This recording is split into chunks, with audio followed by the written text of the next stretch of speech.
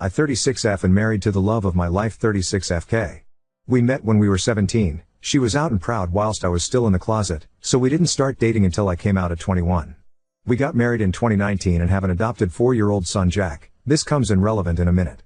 My sister 27F Sarah has a long-term boyfriend 28M Steve who the family cannot stand. They've been together for 8 years and the whole family has hated him from the first time we met him.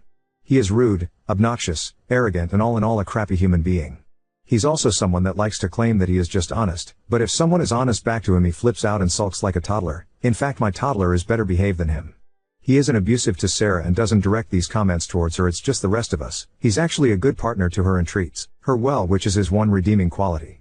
My dad and Kay hate him the most and will do anything to avoid him at family gatherings. Kay usually just ignores him and brushes off anything he says to her as she doesn't like conflict. However, there have been a few occasions that she has said something back, but it's usually said in a joking manner which amuses my dad to no end. My mom is a peacekeeper and will do anything to avoid drama, so she just changes the topic whenever he starts, but she and my grandparents all hate him just as much as the rest of us. Sarah is the only one that obviously doesn't hate him. Our son's birth mother Tess was Kay's best friend, who sadly died in 2021. This was a real shock as she had an underlying heart condition that she didn't know about and simply went to sleep one night and never woke up.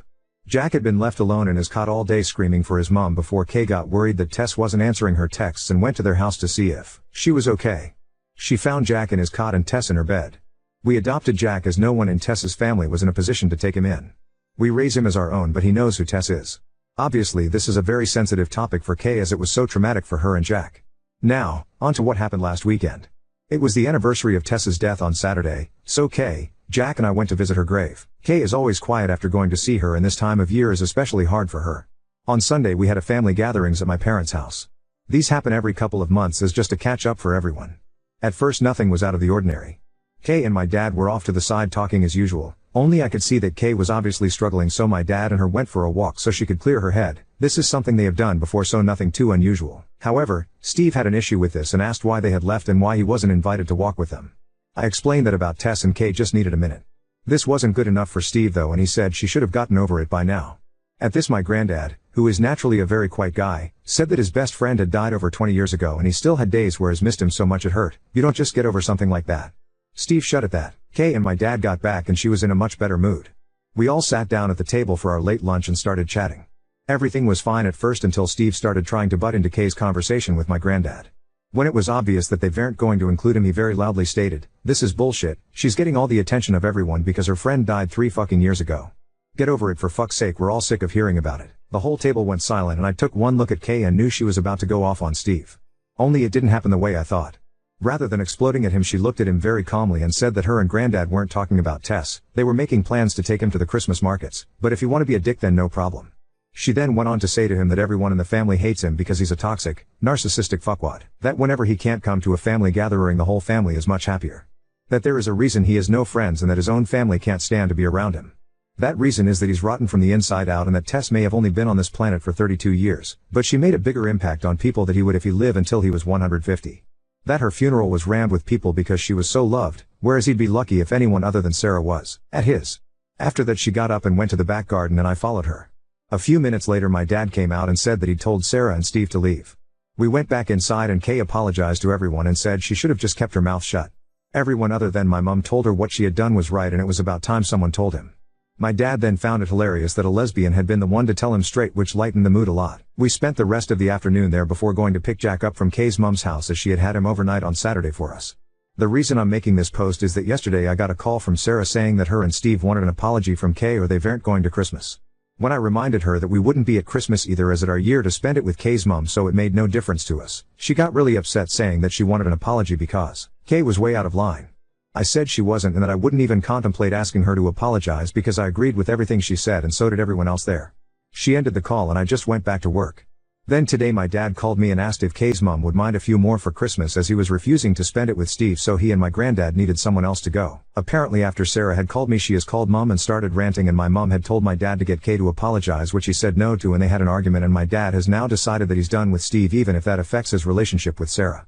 He's not having it anymore. My mom wants Sarah there, and she won't go without Steve, so my dad is going somewhere else and my granddad agreed with him. I text Kay's mom and she said they were welcome, so now my mom is furious and saying that my dad and Kay are ripping the family apart. So basically this has turned into a shit show.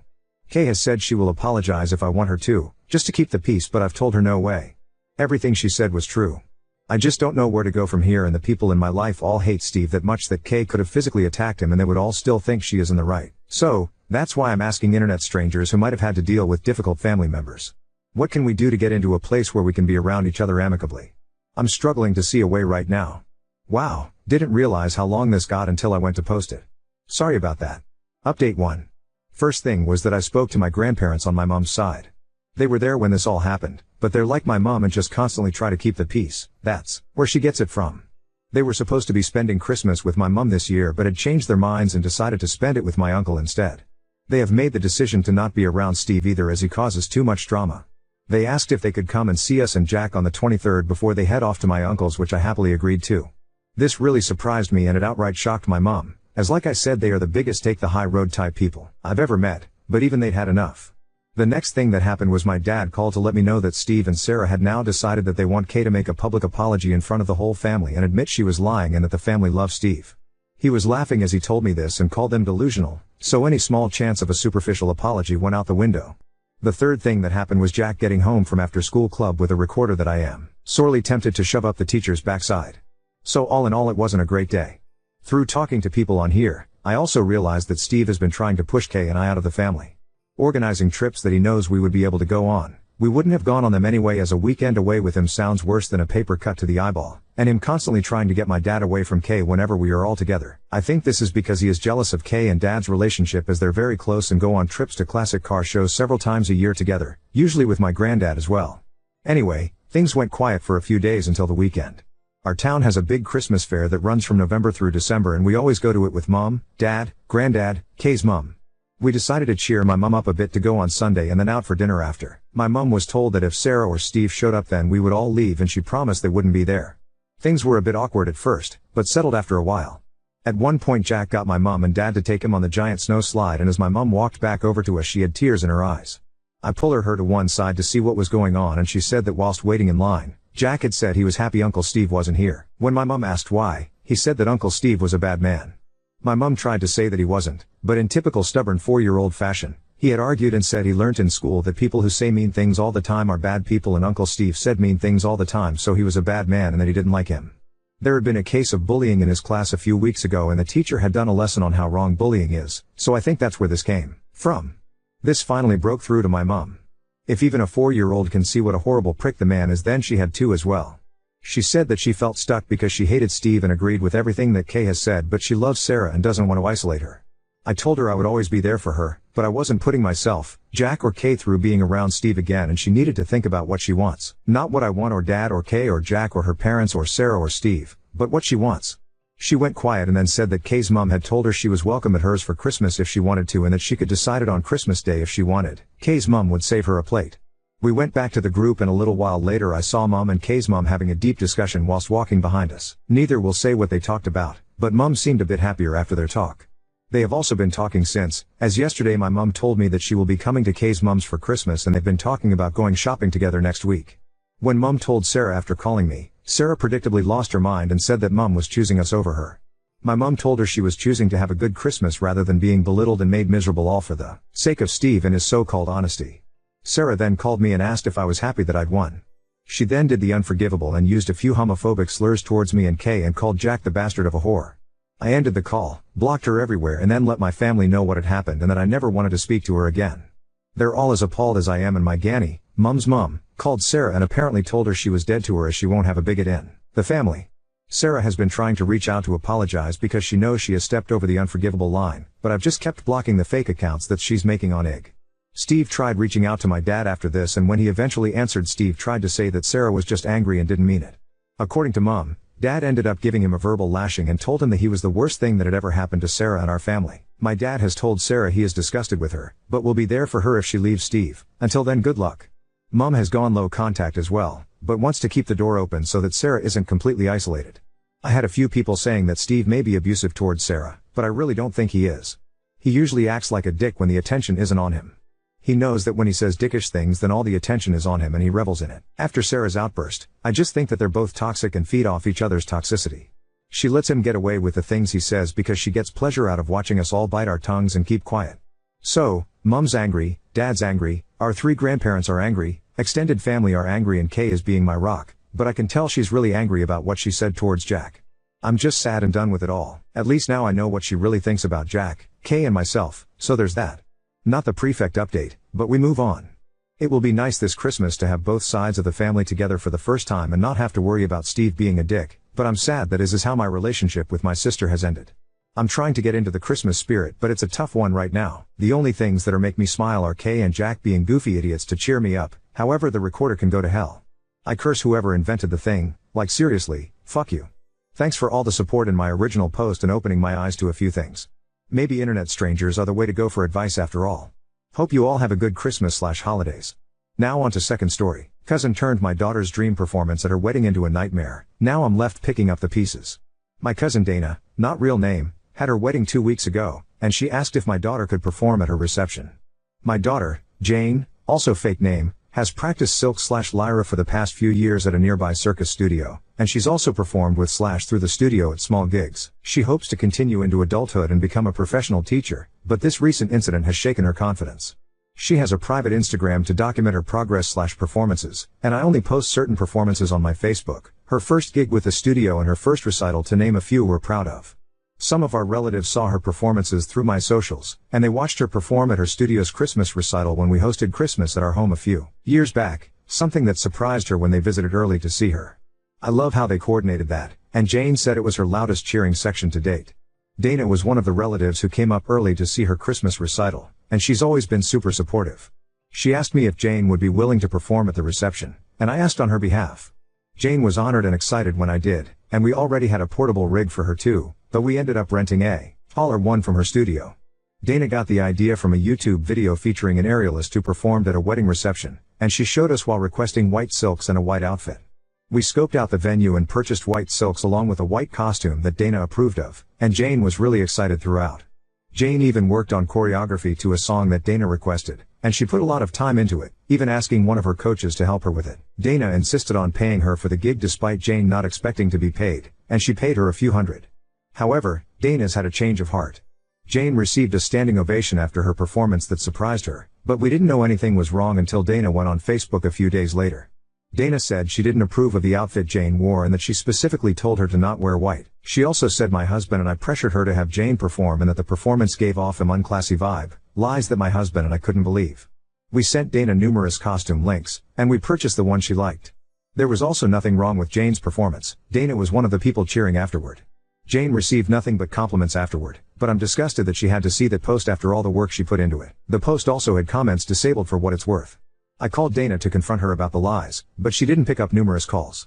I then called her parents who, like us, had received messages about her post, and they said that Dana was wrong. They apologized on her behalf and said they were also disgusted. Dana's mom also said that Dana vented to her before making her post a few days after the reception. Dana told her she regretted asking Jane to perform given the attention, compliments and cheers she received for it. Her mom also said that she felt upstaged with Jane wearing white and having to hear how good she was.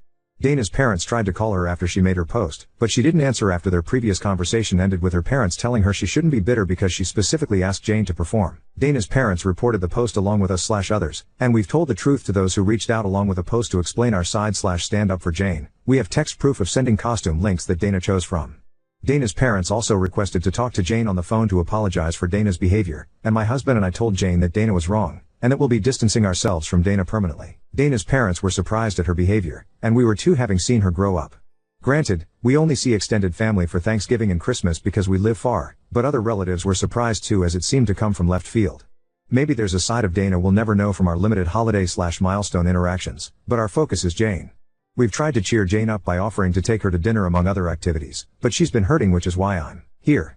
Jane hasn't practiced, at home or the studio, since the reception, and I don't want to invade her space at her studio by asking/telling anyone there, in case she doesn't want anyone to know. She asked me to return the white silks and costume after being so excited to receive them.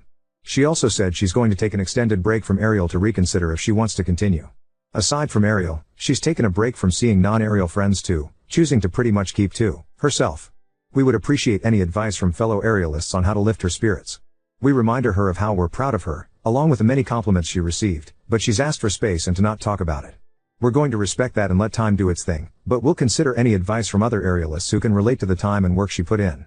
Sorry for this being so long, but we appreciate anyone who read and takes the time to reply. Alternatively, and I'm sorry to say this, but is it possible that Dana's new husband gave Jane any inappropriate attention? That might explain why Dana is so upset when she presumably should have known exactly what to expect, although certainly wouldn't excuse it. If there were any opportunities for Jane and the new husband to be alone, I would really look into that also, because it would also explain why Jane hasn't practiced since the reception even though the drama started a few days later. It is an extreme place to go, but I would just ask yourself if there was an opportunity for him to be inappropriate, because she is withdrawing from her entire social life. When I was a teenager, driving up to the next city over helped me sometimes. Want to take a drive? Is still a question I ask myself when I feel stuck and hopeless. Go to the big aquarium and get cannolis at the outlet mall or something equally random. Maybe she'll open up or get out of her head, or maybe y'all will just have a nice day. Lots of love to you and your family. Maybe see if there are any non-aerial activities any of her friends are down to do with her. Maybe something like rock climbing, which can feel less performance-oriented and attention-grabbing but can still feel fun for an aerialist because there's a fair amount of strength crossover. Hopefully she'll be comfortable with aerial again in future, but I think just trying to help her not socially withdraw too much would be good for her well-being for now. So sorry she's going through this. She sounds like a great kid and a very talented aerialist. Update 1. Since my original post, Dana's Facebook post is gone. I don't know if she deleted it or enough people reported it for Facebook to remove it, but we're glad it's gone. She never apologized to us, or Jane, or even bothered to call, so our position on being permanently done with Dana stands. My husband and I made a post on my Facebook addressing the lies she spewed about our daughter, and we shared photo proof of Dana's texts where she approved of Jane's white costume from links we sent, not to mention the song choice she sent us too. Better yet, Dana's mother reposted it on her account, which really surprised me. Dana's mother wrote that they loved Jane's act and that they disapproved of Dana's actions. My husband and I also made sure that Jane was okay with us addressing it on Facebook, and she said it was fine. Normally, I wouldn't use Facebook to address drama if aimed at me. But since this involves a grown adult attacking a minor, we felt the need to address it publicly because she disparaged her publicly, and Jane will remember whether we stood up for her or not years from now. I had a chance to speak with Dana's mother since my original post on the phone, and she spoke to Dana again. Since our last call, Dana reiterated how she regretted asking Jane to perform, but she harped on the standing ovation that bothered her the most. Dana told her that she expected Jane to get some polite applause, but that the overwhelming response really set her over the edge because she expected the loudest cheers to be when she and her husband entered the reception, but that went to Jane instead. Dana and her husband also received a great reception when they entered the reception, but Jane's performance did too, and Dana didn't expect it. Heck, even Jane was surprised by it too. She never received a standing ovation from a solo act before. But Dana's mother believes that if Dana had asked someone to sing who received a similar reception, Dana's jealousy would have been all the same. Someone suggested seeing if Jane would be interested in speaking to a therapist given how hurtful Dana's comments could be for a teen, and Jane said she's open to it so long as it isn't a counselor at school because, as of now, she doesn't want anyone at school or her studio to know about the incident, and she vaguely told the coach who helped her choreograph that it went fine. We will respect her privacy request as it's her right to control the narrative. But in the same vein, I suggested therapy for Dana to Dana's mother since her reaction might be a bigger insecurity, and she said she'd ask. The other thing someone suggested was the possibility of Dana's husband, or anyone, making an inappropriate comment to Jane during the reception that made her shut down and not want to see friends or practice days before Dana's post. My husband decided to ask her, and Jane said no when he did. If something happened, perhaps she'd be more comfortable telling a therapist with time. But on the bright side, she said she might want to try a different aerial studio because she doesn't want to answer questions about how it went, or share a video, at her home studio, so we will help her find somewhere new as she asked. We hope she doesn't permanently leave her current studio because she has friends and coaches who are supportive, and she performs with that studio's troupe at festivals/gigs, but I personally understand the need to sometimes go somewhere where nobody knows you for a break, and we hope that that will help her. She hasn't said definitely yet. But if we does, we'll take her.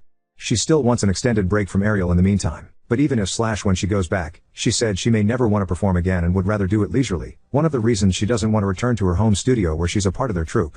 She asked if we'd tell her troupe coach that she won't perform with them anymore if it comes to it. And if that's what she wants down the road, then we will. Hopefully time heals this wound and helps her at least keep the friends she has there, but we can only hope.